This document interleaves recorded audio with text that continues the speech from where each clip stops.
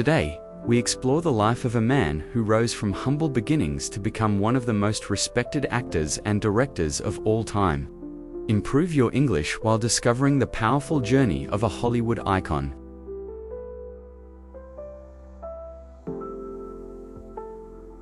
The life and legacy of Sir Morgan Freeman. Morgan Freeman was born on June 1, 1937, in Memphis, Tennessee. He was the youngest of 5 children raised by Mame Edna, a schoolteacher, and Morgan Porterfield Freeman, a barber. His childhood was shaped by poverty, instability, and the realities of segregation in the American South. When Freeman was still a baby, his parents relocated to Mississippi and later to Chicago in search of better opportunities. But frequent moves and financial hardship meant that Morgan often spent long periods being raised by his grandmother in Charleston, Mississippi. From a young age, Freeman displayed a fascination with stories and performance. At age 9, he made his stage debut in a school play, discovering not only a talent for acting, but also the exhilaration of connecting with an audience. Yet his path to acting was not straightforward. He loved movies, watching legends like Gary Cooper and Sidney Poitier, but dreamed briefly of becoming a fighter pilot. In high school, Freeman participated in drama competitions and won a statewide contest at age 12. However, when he graduated in 1955, he turned down a drama scholarship to Jackson State University and instead joined the United States Air Force, believing aviation was his future. Freeman served as a radar technician in the Air Force.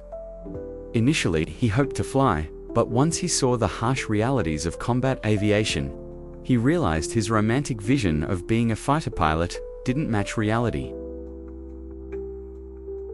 This became a defining moment. Freeman later said, "I found myself sitting in a cockpit, looking at all the switches and instruments, and I suddenly thought, this isn't what I want." Disillusioned, he left the military after 4 years. He returned to civilian life with little money, but with a renewed sense of direction. He would dedicate himself to acting. Determined to pursue his passion, Freeman moved to Los Angeles and took acting classes at the Pasadena Playhouse, while also studying dance in San Francisco. He supported himself with small jobs and endured years of struggle, auditioning constantly, and living frugally. In New York, he became part of the vibrant theater scene. He appeared in Shakespearean productions and off-Broadway plays, steadily building his craft. His breakthrough came in 1967, when he was cast in the all-black Broadway revival of Hello, Dolly, starring Pearl Bailey and Cab Calloway. The production was a success and gave Freeman his first taste of Broadway acclaim. Freeman gained national attention through The Electric Company 1971 to 1977, a groundbreaking PBS children's television show designed to teach literacy. His characters Easy Reader and Mel Mounds became household favorites, making him a familiar face to millions of American children. At the same time, Freeman appeared in stage productions such as The Mighty Gents, 1978, earning a Tony Award nomination, and in the play Coriolanus, which demonstrated his classical range. By the 1980s, he was landing more significant screen roles. His portrayal of the menacing pimp, Fast Black, in Streetsmart 1987, earned him critical acclaim and his first Academy Award nomination for Best Supporting Actor. It was a career-changing performance, proving Freeman could embody intensity and danger, as well as warmth and wisdom. Freeman's true ascent to global recognition began at the end of the 1980s. In a remarkable series of films, he showcased his depth and versatility. Glory, 1989, as Sergeant Major Rollins, Freeman brought gravitas to the story of the 1st All-Black Regiment in the Civil War. Driving Miss Daisy, 1989, his gentle portrayal of chauffeur Hoke Colburn, opposite Jessica Tandy won him a Golden Globe Award and another Oscar nomination. On Me 1989, as Principal Joe Clark, he embodied tough love and inspirational leadership. Unforgiven 1992, as Ned Logan, opposite Clint Eastwood, Freeman contributed to a Western classic that won Best Picture. The Shawshank Redemption 1994. His role as Ellis Red Redding became one of the most beloved in modern cinema. His narration, calm presence, and humanity helped turn the film into one of the highest-rated movies of all time. By the mid-1990s, Freeman had achieved what few actors ever do, both critical acclaim and enduring public affection. Freeman continued to balance prestige films with mainstream hits. He appeared in thrillers such as Seven, 1995, Kiss the Girls, 1997, and Along Came a Spider, 2001, where his calm authority anchored tense narratives. In Amistad, 1997, directed by Steven Spielberg, Freeman portrayed Theodore Jodson, a former slave fighting for justice. His performance deepened his association with roles of moral weight and social significance.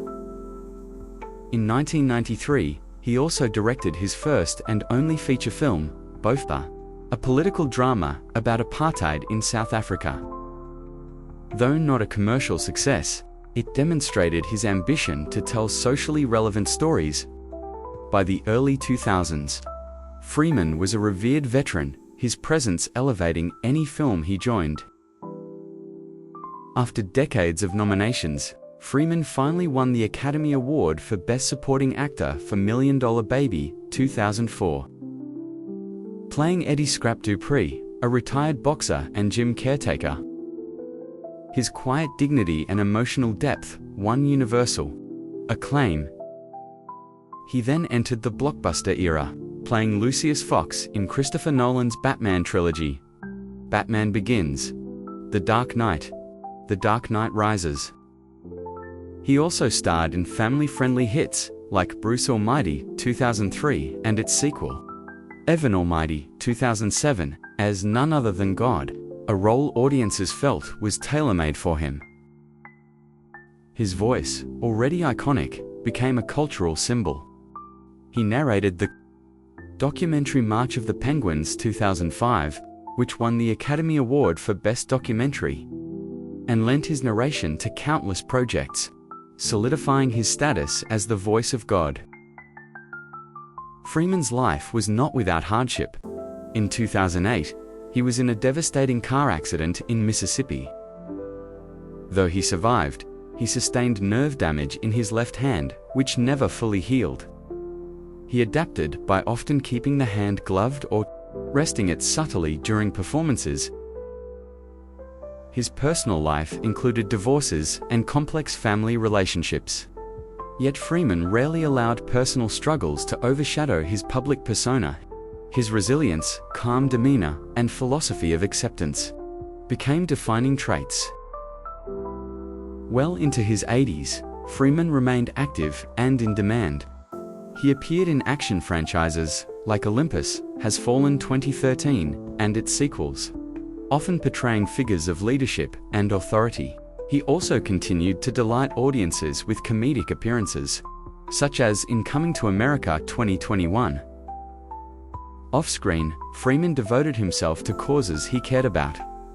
He converted his 124-acre Mississippi ranch into a bee sanctuary, dedicating himself to environmental sustainability. He also became an outspoken advocate for racial equality, education, and the arts. Freeman often speaks of destiny, perseverance, and faith in one's path. He has said, "The best way to guarantee a loss is to quit." Despite international fame, Freeman carries himself with humility. He often reflects on the importance of resilience, saying that life is about accepting challenges and moving forward.